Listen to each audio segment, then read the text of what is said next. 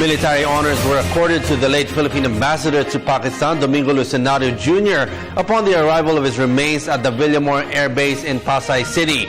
A C-130 plane of the Pakistani Air Force brought home the remains of Lucenario, who was killed in a military helicopter crash in Pakistan, along with 5 other people.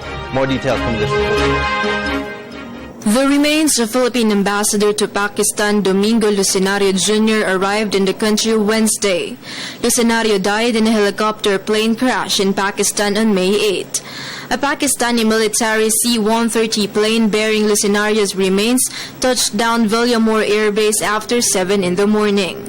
Upon his arrival, military honors were accorded to the late Philippine ambassador.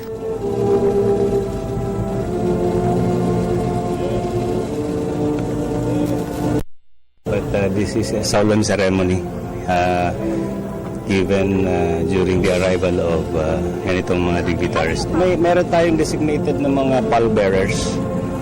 These are officers with the rank of lieutenant colonels, and then they will be on the side of the coffin. Justice Secretary Laila De Lima was with the family at the Villamor Air Base. The ambassador's children thanked all those who have sent their sympathy and condolences. Their father, according to them, is a kind, light-hearted, and adventurous man. On the other hand, Foreign Affairs Secretary recognized Lucenario's excellence as an ambassador.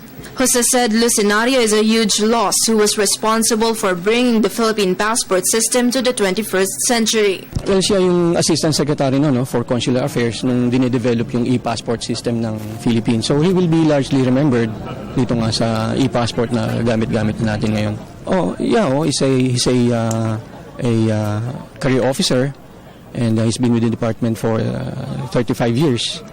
And he's well liked by everybody because of his very pleasant personality.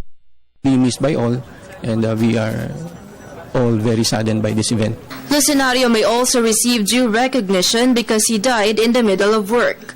Siguro, something to be considered.